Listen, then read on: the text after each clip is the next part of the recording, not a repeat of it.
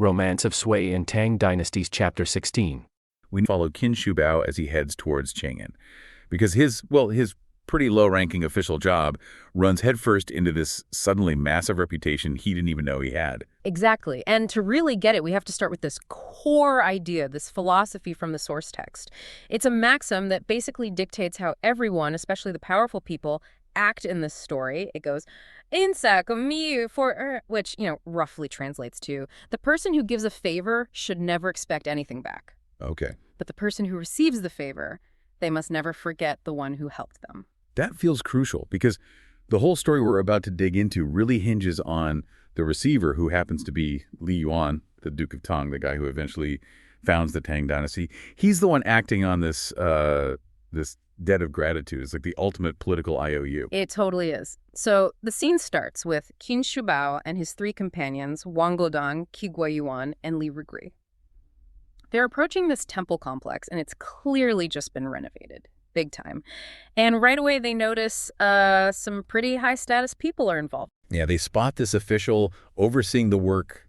The source calls him the purple-clad youth under the yellow umbrella. I mean, that description says it all, right? Purple clothes, high rank, yellow umbrella.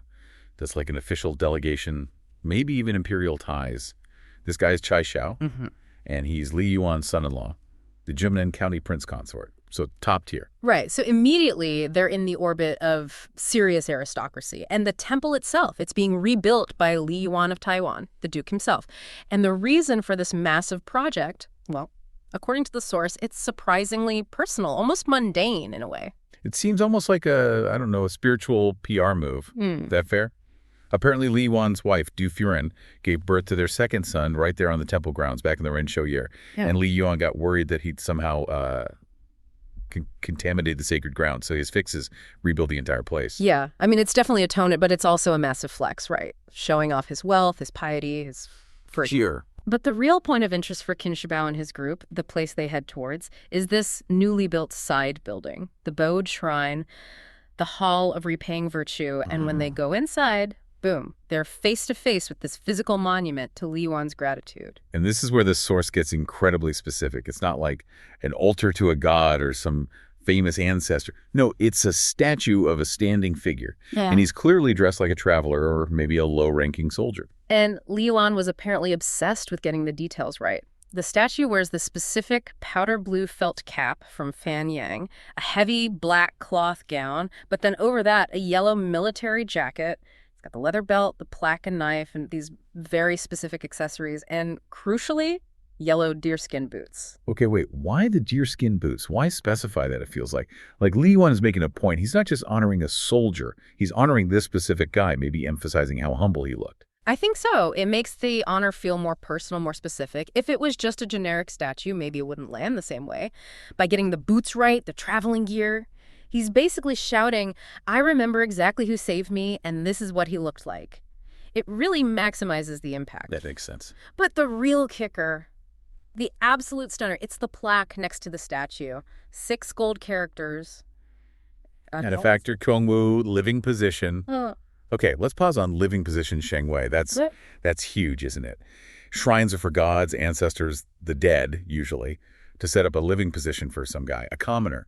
It means Li Yuan is publicly honoring a living person, almost like a deity. That feels radical. Totally radical. And that's the moment Qin Shubao clicks. He realizes this statue, this living position, it's for him. It flashes back to that time at Lintang Mountain when he fought off those so-called fake bandits and saved Li Yuan's life all the way back in that Ren Shou year. So if it's him, Qin Shubao, why does the black say Qiong Wu? Not Qin Qiong. Well, that's the beautiful, almost comical twist in all this. See, after Qin Shubao saved Li Yuan, he basically bolted. Didn't want thanks, didn't want to hang around. Li Yuan chased after him, shouting for his name. Qin Shubao yelled back, Qin Qiong, but he was also kind of waving him off, like, don't bother. So in all the commotion and haste, Li Yuan heard the Qin surname right, but he must have misheard or maybe just hastily wrote down the given name as Qiong Wu. No way. So this massive, public, golden-lettered monument to gratitude built by the future emperor is based on a clerical error made years ago because the hero was trying to escape. That's incredible. Isn't it just? And his friends start putting it together. Qi Guiwan's totally clueless, but Wang Bodang, he remembers the outfit. He's like, wait a minute, that's exactly what Qin Shubao wore on that trip. And then he gets it. And the final proof is right there, flanking the statue, figures leading a yellow-spotted horse, and others holding these guffet-clad maces. Qin Shubao's signature gear, it's all documented. Wow. Think about what's going through Qin Shubao's head, though. The source says he feels this mix of, sorrow and amusement. He actually wonders if maybe this whole incident, rushing away from being thanked, is why he ended up so broke later in Luzhu. Like cosmic irony. And he questions if a commoner, a boogie he calls himself, even deserves this kind of official public honor. He suddenly feels the weight of this unexpected debt Li Yuan has just dropped on him. Yeah, and that weight immediately turns into, well, an opportunity or maybe an obligation for others. Chai Shao, the son-in-law, hears the buzz, figures out who Qin Shubao is, and rushes over. He confirms it, bows super low, and basically insists they stay. Lavish feasts, the whole 9 yards. Li Yuan's debt is now Chai Shao's problem to manage. Right, immediate 5-star treatment. But here's the rub. Despite all the feasting and sudden VIP status, Qin Shubao still has his original job to do, his humble errand. He tells Chai Shao, look, thanks for everything, but we gotta go now. They have to get to Chang'an. They're carrying a Shouo Elaine, a birthday tribute for someone named Yang Ye, and it needs to get to the Yufu. We should probably highlight that destination. The Yufu isn't just some random place, it's the residence of the Duke of Yu, a major player in the Sui court. So Qin Shubao isn't just, dropping off a cake. This is an official delivery. And it's time sensitive. He has to be there before the 15th for the Lantern Festival. Okay, so you've got this guy who is simultaneously a living legend, being honored in a shrine, and also basically a delivery guy on a deadline. Which identity wins out? Which obligation takes priority? Duty. It seems duty wins, at least for Qin Shubao. But Chai Shao, he kind of panics, but strategically. He knows his father-in-law, Li Yuan, is back in Taiwan writing this urgent letter asking to finally meet the benefactor. If Qin Shubao just takes off now to deliver this tribute, he might just vanish again. Chai Shao cannot let that happen. It would be a huge loss of face and, frankly, a political fumble. Right. He needs to keep tabs on Qin Shubao, but can't exactly chain him to the temple. He needs a clever excuse. Can't just say, hey, stick around. My powerful father-in-law wants to see you. Exactly. Yeah. So Chai Shao comes up with this honestly pretty brilliant move disguised as just a fun trip. He says, hey, why don't I come with you guys to Chang'an, see the lanterns, right? But his real goal, obviously, is to stick to Qin Shubao like glue and make sure he can bring him back to the temple to meet Li Yuan when the letter arrives. It's basically high-stakes babysitting. Huh. Okay. And the journey itself really shows the shift in status, doesn't it? It's not just the 4 buddies anymore. Now it's 5 important guys, including Chai Shao, riding 7 horses, plus 22 followers carrying baggage and stuff. It's a proper procession heading down that 60-line road. Yeah, and the source even gives us this little poetic moment, describing the spring scenery, willow containing golden millet sweeping the saddle, grass-spitting green shoots charming the distant banks. Yeah.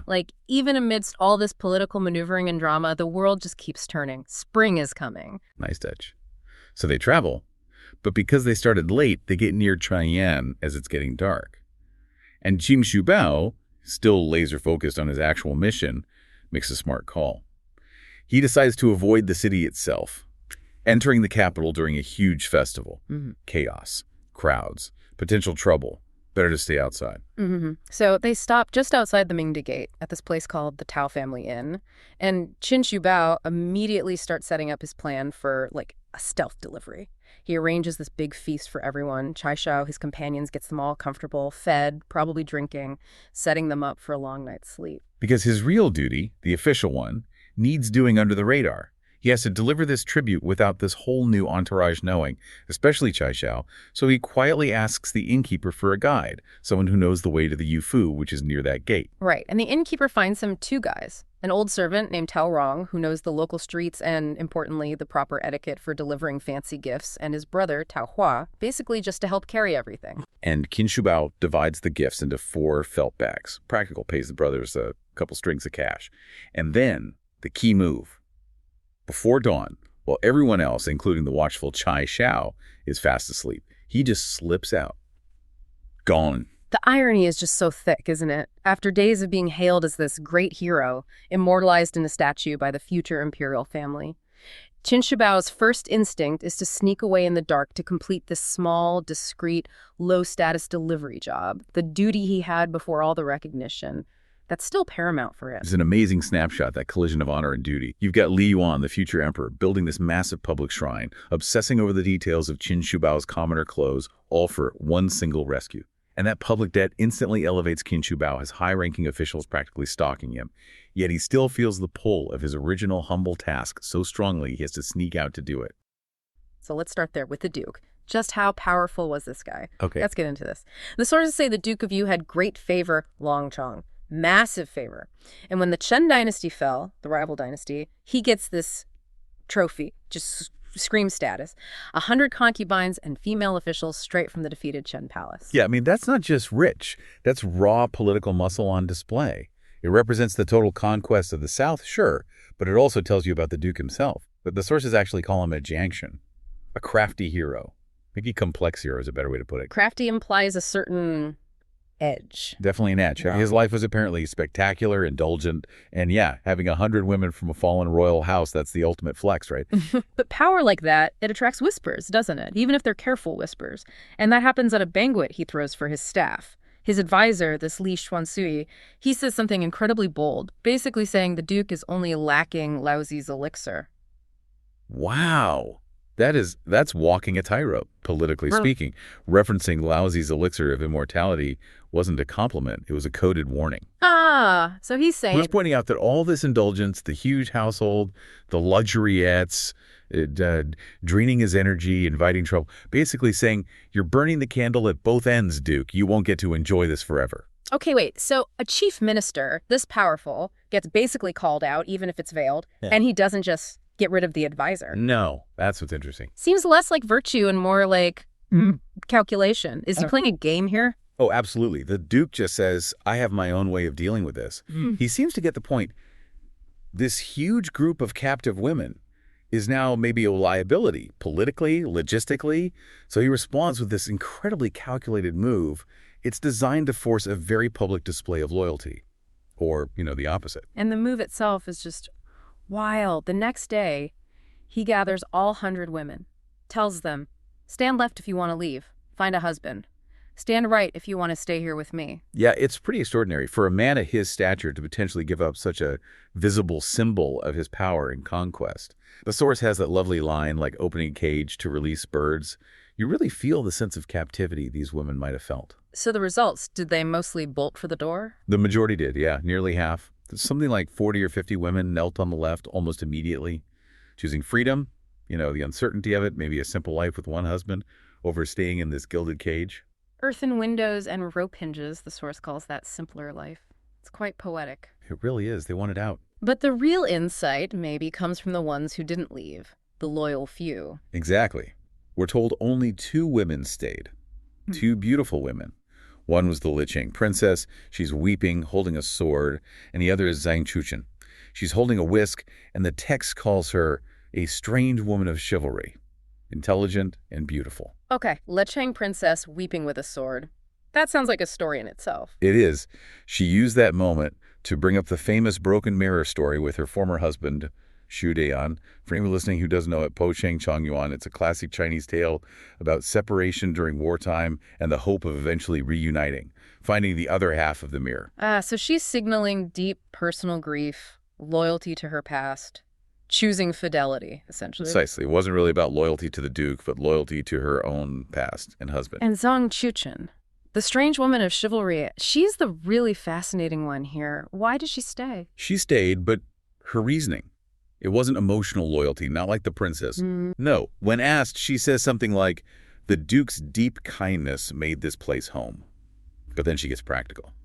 She basically says she refuses to swap her current luxury for potential poverty, those earthen windows and rope hinges. Wow. So she chose the gilded cage consciously. Exactly. She valued the comfort, the security, the wealth she had over some theoretical freedom that might just mean hardship. Super pragmatic. Shows a sharp mind, really. And the Duke's reaction to all this? He was apparently pleased, felt refreshed, the text says. Cleared the air, maybe? He let the 50 or so who left keep their personal savings and clothes. Yep. And he promoted the two who stayed Leching Princess and Zhang Chuchen to be female officials, put them in charge of the remaining women. A very neat, very calculated end to a pretty grand and kind of risky social test. Right. Now, let's jump forward a bit. Scene change. We're moving from that internal political test to, well, a moment that feels like fate intervening. It's the 15th day of the first lunar month. That's the Lantern Festival. Big holiday. And it just happens to also be the Duke of Yu's birthday. Okay, so double celebration. The place must have been buzzing. Lantern Festival is already huge, vibrant. At a top minister's birthday bash, the residence would be absolutely packed, officials everywhere, gifts piling up. Total chaos. But the perfect kind of chaos for a chance encounter, maybe? Or a fated one. So first on the scene, we have Li Jing. He's from San Yuan. He's not there just to drop off a gift and pay respects. He has an agenda. Oh, what's he after? He's waiting in a side room, hoping to get an audience to present a memorial, basically a proposal, and offer strange strategies to the Duke. Yeah. He wants to impress the big man. Okay, ambitious guy. And then comes the warrior. And then comes Qiong. He's from Lichang. And the sources give us this really vivid description. Tiger back and bare waist. Extraordinary appearance. You immediately picture someone formidable. A fighter. Definitely. Destined for greatness, you feel. And what's great is they spot each other. Li Jing greets him first. They exchange names. Li Jing, courtesy name Yaoxi. Qin Xiong, courtesy name Xu Bao. And boom, instant recognition. They knew of each other already? Seems so. By reputation. There's this immediate mutual admiration. It's not just two random guys meeting. It's like magnets pulling together. Two figures already known, converging. And Li Jing, the strategist, he's clearly thinking fast. He gets called in to see the Duke. Right. His audience is ready. But before he goes, he quickly pulls King Shum aside. He tells him where he's staying. Third house, Seeming Lane, right near the Duke's place. Yeah. And he says, basically, you have to come see me later. We need to talk. Something important. You can almost feel the urgency in that. Like, forget the party, forget the politics for a second. This is really important. Exactly. The political stage is set inside, but this personal, maybe even prophetic meeting is being arranged right there at the gate. So Li Jing gets his audience pretty quickly. Turns out he's a family nephew. His dad served with the Duke. And then... But he doesn't just use it for pleasantries, does he? Not at all. He goes straight for the political jugular. He basically admonishes the Duke. To his face. Seriously, what does he say? He tells him, look, the realm's heading towards chaos. Heroes are rising everywhere. You, Duke, should be focused on recruiting these talented people. And then he has the nerve to say the Duke should not sit arrogantly when meeting guests like him. Wow. That takes some serious guts in that kind of court. Breathtaking. It really is. But here's where you see the Duke's quality. Maybe that crafty hero aspect again. He wasn't angry. He was apparently delighted. Deeply impressed by Li Jing's boldness, his clear sight. He recognized real strategic talent. Okay, that's impressive from both of them. But what's happening outside the audience chamber? You mentioned intrigue. Right. Remember Zhang Chuchen? The whisk holder. The pragmatic one who stayed. Yeah, the one who chose luxury over hardship. As Li Jing leaves the Duke's presence, she is watching him closely. And then she asks a clerk nearby for specific details about Li Jing, his rank, where he's staying. Ooh, okay, so she's not just passive. She's scouting. Exactly. She's already shown she values talent and security. Now she's actively gathering intel on this impressive newcomer. It reinforces that she's sharp, an astute observer keeping tabs on potential future players, not just a pretty face. Right. Meanwhile, Xinjiang, the warrior, he's just doing his duty, right? Delivering gifts from his region, Shandong. Yep. And he gets a really warm welcome from Li Xuansui. Remember him? The advisor who made the elixir crack earlier. Yeah. The risky comment guy. Well, Li Xuansui seems to really rate Xingqiang. He ditches formal procedures, hosts him personally, quickly gets the official reply letter sorted, treats him with a lot of respect. So Qin Xiong is clearly already seen as someone important, which makes what happens next even more significant. Definitely. It brings us right to the prophecy. Qin Xiong finishes his business and hurries over to Ximing Lane, like Li Jing asked. Li Jing gets straight to it. First question, how old are you? Qin Xiong says 24.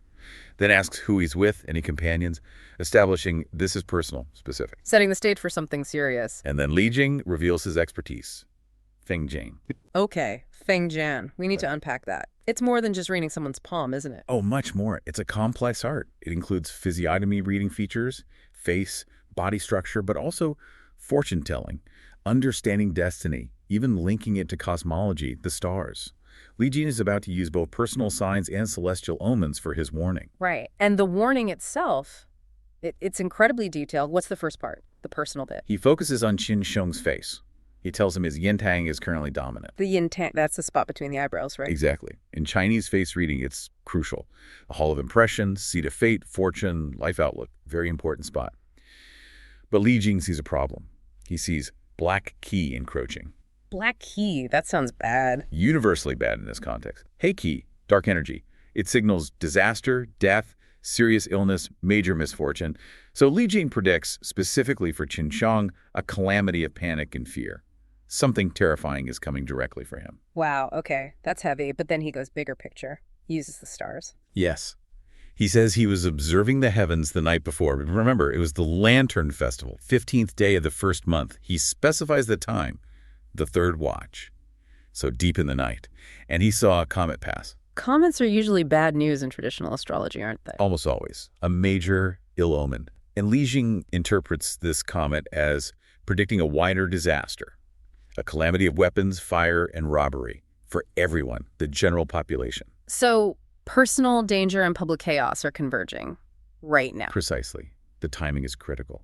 The black key on Qin Qiong's face plus the comet means the threat is immediate. Lingering in the capital is dangerous. What's the advice then for this guy who's destined for greatness but facing immediate peril? Li Jing offers some hope first. He assures Qin Qiong, you will survive this. You will definitely become a pillar of the state later. The destiny is still there, but the urgent, life-saving advice now, get out. Don't stay for the festival fun. Don't delay. Head back to Shandong now. And Qin Qiong's reaction, does he buy it? Totally. He's utterly shaken. The source says his hair stood on end. He immediately thinks of his friend Qi Guiyuan, who's waiting back at their lodging. Ah, he's not alone. He's got someone else to worry about. Right. And that just adds to the urgency. He doesn't hesitate. He rushes off immediately, wants to escape their predicted chaos and get his friend out too. Scene change. Zhang Juchen, she's also called Zhang Myron. In the text, she's about to leverage state authority, a bit of political theater, and even a rigorous test to claim her man. And that man is the aspiring hero, Li Jing. Exactly. Okay, so let's quickly set the scene. Who are the core players here? We've got Zhang Myron, this really discerning attendant in the powerful Duke of Yu's residence. Yep. Then there's Li Jing, highly ambitious strategist, but he's not established yet, still kind of finding his way. Okay, and then later, we get this unexpected arrival, Zhang Zhengzhen. He's better known to history as Qiu Rangong, right? The curly-beard guest. That's him, a key figure. So what set Zhang Juchen apart right from the get-go? Well, it's her clarity, her vision. She sees all these powerful men coming and going through the Duke's residence. Lots of options, presumably. Right. But she singles out Li Jing. She pegs him as a young, handsome, true hero, and she's convinced his future achievements will match, maybe even surpass, the Duke himself. So she's spotting potential, not just existing power. Precisely. That's the key. And crucially, she acts on this insight immediately. She decides Li Jing is her only true match. The text says she felt there is no other person in the world like him. Yeah, so for her, that moment had to be seized. No waiting around. But seizing it involved, well, an incredibly complex plan. Huge personal risk involved. Oh, absolutely. Let's unpack that escape plan. It's not just like climbing over a wall in the middle of the night. Not at all. Far more sophisticated. First, she seals her room, leaves all her belongings untouched, and she places this detailed written note like a formal tribute on her desk. Why bother with the paperwork if you're running for your life? Seems counterintuitive. But that paperwork is brilliant. It's reputation management, essentially. Okay. By sealing the room and leaving that note, she stops anyone from accusing her of, say, stealing from the Duke or just running off for some illicit reason. Ah, I see. So she's controlling the narrative. Exactly. She shifts it from, oh, she's a thief and a seductress to, here's a strategic woman choosing her own future. It's like her first line of defense. Clever. But then comes the real offensive move, the part that could get her killed. Right. The tactical transformation. She disguises herself flawlessly as an official, carries a lantern, looks the part, and then, the unforgivable step, she steals a military tally, a bingfu, from the inner quarters. Yep. That's the linchpin. This isn't just grabbing a souvenir. It's a literal state symbol of command. She's basically committing high treason for a personal goal. Totally. The theft of that military tally is the entire fulcrum of her escape. It shows she's thinking politically, not just, romantically. That tally represents the Duke's authority, his military power. And she uses that authority instantly when patrol soldiers stop her just outside the residence. Which must have been terrifying. Absolutely. But she asserts she's the great master on urgent business for the military command, just like that. Wow. So she doesn't just look the part, she actually weaponizes the state's respect for hierarchy. Exactly.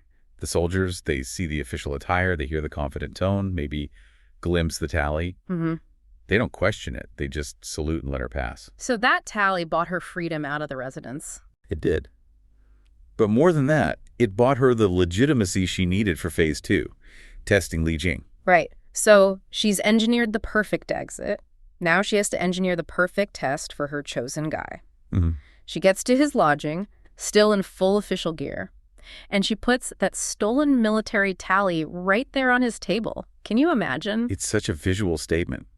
Power, risk, all laid out. And this initial facade, it's designed to gauge him, right? His ambition, his character under pressure. Precisely. She says she's an internal official sent by the Duke, and she challenges Li Jing. Guess why the Duke sent me? And his guesses are, well, they're logical, but wrong. Right. First, he guesses maybe the Duke wants him as an advisor. She shoots that down, says the Duke already has 20 talented ones. Okay. Then he guesses maybe a diplomat or traveling envoy. Also rejected. She implies those roles are respectable, sure, but they're still positions of subservience, not what she's looking for. Then comes the real curveball, the actual supposed proposal. Yes. She switches gears and claims Yugong wants him to marry his beautiful, marriageable, adopted daughter. Which is an incredible offer. Instant status, wealth, connections to the highest political circles. It's the ultimate carrot. A shortcut to everything he probably wants. And Li Jing's response. Immediate, principled refusal. Declines instantly. Really? Why? He cites his wandering status, being rootless, his unfulfilled ambitions, and crucially, he talks about the social disparity. Their families aren't a match. So social standing matters to him. It does, but more importantly, he rejects the idea of leveraging a wife's status for his own gain. He basically says marriage has to wait until he achieves things on his own terms. Okay, but wait. If she wants to marry him, why is she trying to push him away with this amazing offer, and then she immediately ups the stakes, right? Threatens him. Because his refusal is exactly what she needs to see. It's a test. Yes. She's testing whether he's a true hero of principle or just another opportunist looking for an easy way out. Right, someone who'd jump at the chance for power through marriage. Exactly. The hero she needs must reject easy status, easy wealth, even easy marriage if it compromises his integrity or his personal ambition. So his willingness to refuse the Duke's gift, even when she threatens his life. She warned him, Yugong's anger is serious. He might not fly out of Chang'an, meaning he could be killed. Wow. His willingness to face that proves he isn't beholden to patronage. It's like a moral clearance check. She needed to see that defiance. And Li Jing delivers. He calls the official annoying. Yes. And flat out says, my head can be cut off, but I absolutely would not agree. He's choosing death and principle over convenience. That's the moment. That's when she knows for sure. Yeah. He's the one. And just as that tension peaks, just as she realizes she's found her man, boom, the door bursts open. Right. An unexpected guest arrives. A man dressed as an armed guard comes in, asking for Li Jing by his courtesy name, Brother Yaoshi. And this is Zhang Zhangjin, the Qiong Gong. That's him. And what's fascinating here is, remember how Zhang Chuchen's disguise fooled the patrol soldiers? Yeah, completely. Well, Zhang Jian apparently sees right through it. The text says he immediately recognizes her intentions, her Xingzang. He looks past the uniform and sees the strategic elopement happening underneath. Wow. So much for the disguise. Well, it served its purpose getting her there. Oh. But now the secret's out, at least to these two men. So she drops the pretense, takes off the official hat and robe. And confesses. Tells him she's a woman from the Yu residence, running away during the night. Chengi Lai Ben specifically to marry Li Jing. How does Zhangjin react to all this drama? He takes charge immediately. He recognizes this isn't ordinary. He calls them non-ordinary people making a legendary move. Nice. He gets wine, gets food, and basically facilitates this impromptu, totally unconventional wedding right there. They bowed to heaven together in Li Jing's simple lodging. So a wedding witnessed by two future giants of the Tang dynasty. Pretty cool. Yeah, very cool. Okay, but here's a detail that always struck me as remarkable. Immediately after the marriage rites, she puts the official uniform and hat back on. Right. Li Jing questions it, like, what are you doing? Yeah, we're married now. The secret's out with Zhang Jian. Why the costume? And her explanation is pure strategy. She says entering as an official was proper, but appearing as a woman now would be improper. Wutua. Improper? Why? Because the marriage itself is personal, but the escape has to remain political, official. By staying in uniform and still having that tally, she's not just a woman who eloped. Ah, she's still carrying out an urgent official mission, at least outwardly. Exactly. It's an essential tactical move to maintain control of their exit from the city. The text calls her a truly refined woman, Jingxinutsi, someone who gets that appearances are critical when you're, well, borrowing state tools. Which leads directly to the masterstroke, the final piece of the plan. While Li Jing and Zhang Jian are drinking wine, probably talking about saving the world, Right, big hero talk. she slips out. And she uses that military tally, the Bingfu, to procure 3 top-quality horses from the Central Military Hall. Using the Duke's authority again. Absolutely. The plan is to escape Shan and head to Taiwan, and having that commander seal guarantees they'll pass through every checkpoint, every city gate, no questions asked. Smooth exit. Incredible foresight. Okay, let's jump to the aftermath. Morning comes. Yep. The Duke of Yugong, discovers she's gone. What does he find? He finds her room sealed up tight. All her belongings are still there, untouched. And right on the desk is that critical letter she left, the final piece of her rhetoric. Okay, tell us about the letter. It's written by Red Whisk attendant Zhang Chuchen. Right. And it's basically her ultimate justification for everything. She uses these really elegant, powerful metaphors. Like what? She talks about her discerning eye, and this kind of wisdom eye that allowed her to spot the true hero in Li Jing. And she frames her choice not as, some scandalous affair, illicit behavior, but as a natural pairing. She compares herself to weak grass attaching to the orchid, tender vine relying on the bamboo. So presenting it as destiny almost, a fitting match. Exactly. She's reframing a potential scandal as the recognition of a great destiny in the making. It's brilliantly done. So now we have to tackle that question we raised earlier. She stole the Duke's military tally, a massive symbol of authority. Why does Yugong just accept this? Isn't this a huge political liability? Treason, maybe. Shouldn't we be hunting them down? That's where the narrative really validates her entire strategy. Yeah. Yugong accepts it, basically for a few reasons. First, Li Jing is recognized, perhaps even by the Duke eventually, as a genuine hero worthy of her high estimation. So her judgment was sound. Right. But maybe more importantly, Zhang Chuchen protected the Duke's honor throughout the whole process. Oh. Well, think about it. She had been a valuable attendant. She didn't steal any of his personal belongings. She didn't ruin his name by eloping in some messy, scandalous way. Yeah. And that letter explicitly stated she was seeking a hero worthy of association with his house, in a way. Okay. And that perfect administrative trail, she left the sealed room. The formal letter it gave the Duke plausible deniability. Yeah. It allowed him to essentially bury the awkwardness of the stolen tally and just accept the outcome as fate, or maybe even good judgment on her part rather than treating it as political defiance against him. So her meticulous planning saved everyone's face, including the Duke's. Precisely. It allowed him to just order the matter kept quiet.